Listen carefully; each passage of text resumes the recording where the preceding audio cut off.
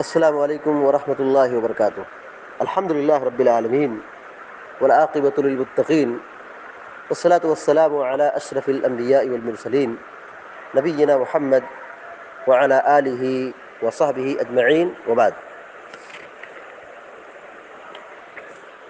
فعن عبد اللہ بن عمر رضی اللہ تعالی عنہما قال قال رسول اللہ صلی اللہ علیہ وسلم اذا كان الماء قلتين لم يحمل الخبث وفي لفظ لم ينجس اخرجه الاربعة وصححه ابن خزیمة والحاکم وابن حبان۔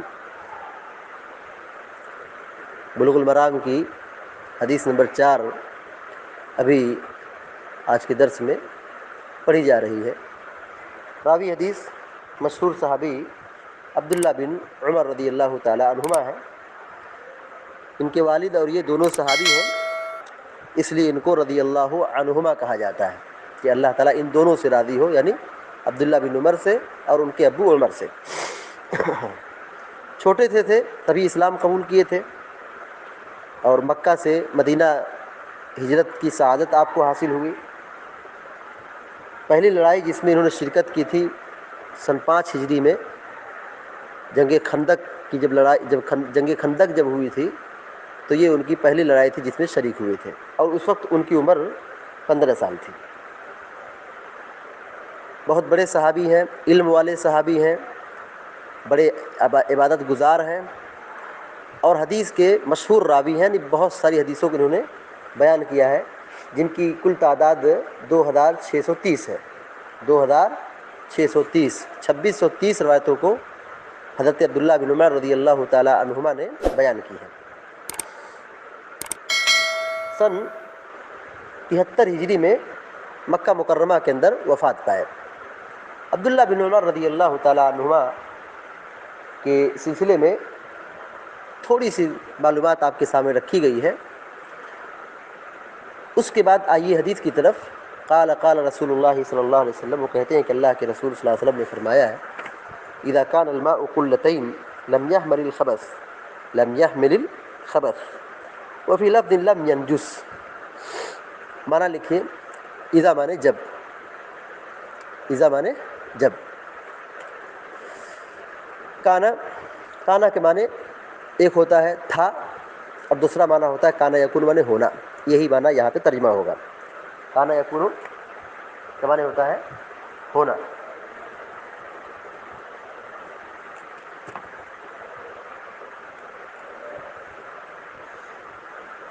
الماء مانے پانی۔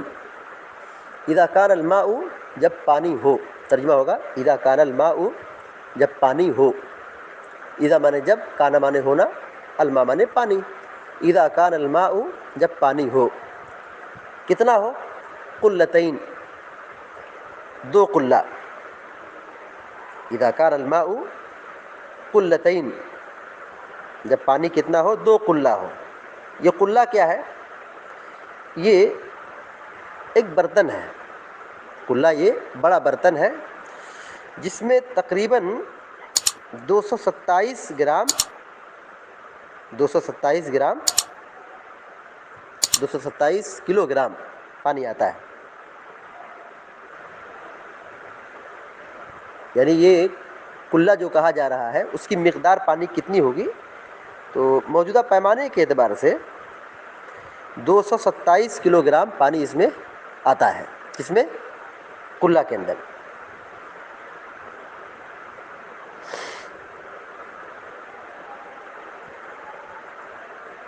یعنی 2 قلہ جو یہاں پہ استعمال ہوا حدیث میں، اذا کان الماء قلتین، جب پانی 2 قلہ ہو۔ قلتین ایک برتن ہے، قلتین مانے 2 قلہ۔ ان دونوں قلہ کی جو پیمانہ ہوگا اس کی مقدار تقریباً 227 کلو گرام ہے۔ 227 کلو گرام اس میں پانی جمع ہوتا ہے۔ تو اذا کان الماء قلتین، جب پانی 2 قلہ ہو۔ لم يحمل الخبث،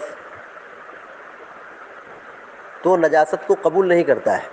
لم يحمل، لم مانے نہیں، یحمل مانے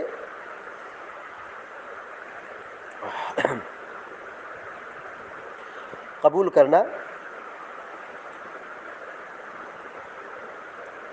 حملہ یحملو کے اصل معنی ہوتا ہے اٹھانا، حملہ یحملو کا معنی ہوتا ہے اٹھانا، اور یہاں معنی ترجمہ کریں گے مفہوم اور مرادی معنی قبول کرنا، لم یحمل قبول نہیں کرتا ہے،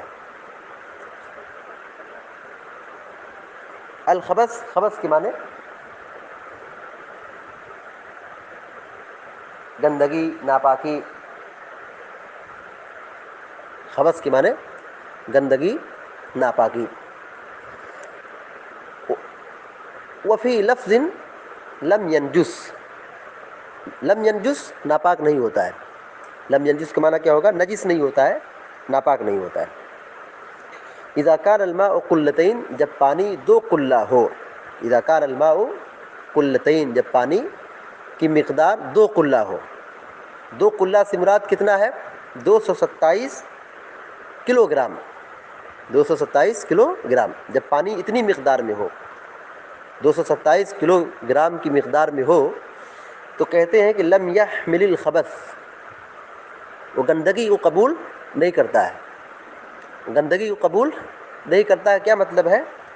یعنی اس کے اندر گندگی ڈال دی جائے تو اس سے پانی ناپاک نہیں ہوتا ہے، یعنی اگر پانی اتنی مقدار میں ہو، 227 کلو گرام کی مقدار میں ہو، اس کے برابر میں ہو، اور اس پانی کے اندر کوئی گندگی گر جائے تو پانی خراب نہیں ہوگا، پانی ناپاک نہیں ہوگا۔ لم یحمل الخبث گندگی کو قبول نہیں کرتا ہے، لم یحمل الخبث، اتنا پانی جب جمع ہو، اتنا پانی ہو تو گندگی کو ناپاکی کو قبول نہیں کرتا ہے، یعنی اس کے اندر پانی میں ناپاکی گر جائے، گندگی گر جائے تو پانی ناپاک نہیں ہوتا ہے۔ وفی لفظ لم ینجس، اور ایک روایت میں جو لفظ استعمال ہوا ہے لم ینجس، کہ پانی نجس نہیں ہوتا ہے، پانی نجس اور ناپاک نہیں ہوتا ہے۔ اخرجہ الاربعۃ، امام ابن ماجہ نے، امام ترمذی نے، امام ابو داؤد نے، امام نسائی نے، چاروں لوگوں نے بیان کیا۔ اخرج الاربعۃ، محدثین جو چار بڑے بڑے مشہور ہیں ان لوگوں نے روایت کیا ہے۔ یہاں ائمہ اربعہ مراد نہیں کہ امام ابو حنیفہ نے، امام شافعی نے، امام مالک نے، امام احمد بن حنبل نے بیان کیا، یہ معنی نہیں ہے۔ یہ معنی کیا ہے؟ چار محدثین جن کی کتابیں بڑی مشہور ہیں، کون ہیں؟ امام ترمذی رحمۃ اللہ علیہ، امام ابو داؤد رحمۃ اللہ علیہ، امام نسائی رحمۃ اللہ علیہ، امام ابن ماجہ رحمۃ اللہ علیہ، ان چاروں لوگوں نے اس حدیث کو بیان کیا ہے۔ وصححہ ابن خزیمہ، امام ابن خزیمہ نے اس کو صحیح قرار دیا ہے، والحاکم، اور امام حاکم نے بھی اس روایت کو صحیح قرار دیا ہے، وابن حبان، اور امام ابن حبان رحمہ اللہ نے بھی اس حدیث کو صحیح قرار دیا ہے، یعنی روایت محدثین کے نزدیک صحیح ہے، لیکن اس کی سند میں مغیرہ بن ثقلاب، مغیرہ بن ثقلاب راوی ہے جو معتبر نہیں ہیں، جو معتبر نہیں ہے، یعنی ان پر اعتبار نہیں کیا جائے گا، یعنی روایت کیا ہے؟ اصل میں ضعیف ہے۔ علامہ ابن قیم وغیرہ نے اس حدیث پر بہت لمبی بحث کی ہے اور اس روایت کو غیر معتبر قرار دیا ہے کہ ایسی روایت اللہ کے نبی صلی اللہ علیہ وسلم سے ثابت نہیں ہے۔ تو حدیث میں جو معنی بتایا گیا کہ جب پانی دو قلہ ہو تو پانی ناپاک نہیں ہوتا ہے یا پانی گندگی کو قبول نہیں کرتا ہے، تو اس کا معنی کیا ہے؟ حدیث کا معنی یہ ہے کہ یہ حدیث کم پانی اور زیادہ پانی میں فرق کرتی ہے، جبکہ اصل یہ ہے، اصلی حقیقت یہ ہے کہ پانی کم ہو یا زیادہ ہو، پانی کم ہو یا زیادہ ہو، اگر نجاست گرتی ہے، نجاست اور ناپاکی پانی میں واقع ہوتی ہے، گرتی ہے، اور اس کی ناپاک چیز کے گرنے کی وجہ سے پانی کا رنگ، بو، ذائقہ بدل جا رہا ہے، تب پانی ناپاک ہوگا۔ فی نفسہ ہی کوئی گندگی گر جائے تو پانی ناپاک نہیں ہوگا۔ پانی ناپاک کب ہوگا؟ جب اس کا رنگ یا بو یا ذائقہ تینوں میں سے کوئی ایک چیز بدل جائے، تب ایسی صورت میں پانی کیا ہوتا ہے؟ ناپاک ہوتا ہے۔ تو یہ حدیث جو ابھی عبداللہ بن عمر رضی اللہ تعالیٰ عنہ کے حوالے سے پڑھی گئی ہے، اذا کان الماء قلتین، یہ روایت سند کے اعتبار سے ضعیف ہے۔ دو حدیثیں جو ابھی گزری ہیں، حدیث نمبر 3 اور حدیث نمبر 4، سند کے اعتبار سے دونوں روایتیں کمزور ہیں۔ ان دونوں روایتوں کا خلاصہ کلام کے طور پر کہا جائے دو جملے کے اندر، وہ یہ کہ پانی فی نفسہ ہی پاک ہے، پانی کو کوئی چیز ناپاک نہیں کرتی ہے۔ ہاں، جب پانی کے اندر کوئی ایسی چیز گر جائے جو ناپاک ہو، اور اس ناپاکی کے گرنے کے بعد چاہے پانی کم ہو یا زیادہ ہو، پانی کم ہو یا زیادہ ہو، اس نجاست کے گرنے کے بعد پانی کا رنگ بدلتا ہے، پانی ناپاک ہو گیا۔ پانی کا ذائقہ بدلتا ہے، پانی ناپاک ہو گیا۔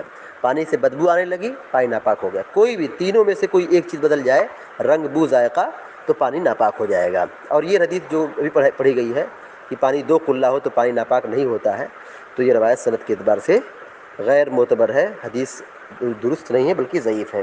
اللہ رب العالمین سے دعا کہ اللہ تعالی ہم سب کو علم نافع اور عمل صالح کی توفیق عطا فرمائے، آمین یا رب العالمین۔ وصلی اللہ علی نبینا محمد وعلی آلہ وصحبہ اجمعین۔ السلام علیکم ورحمۃ اللہ وبرکاتہ۔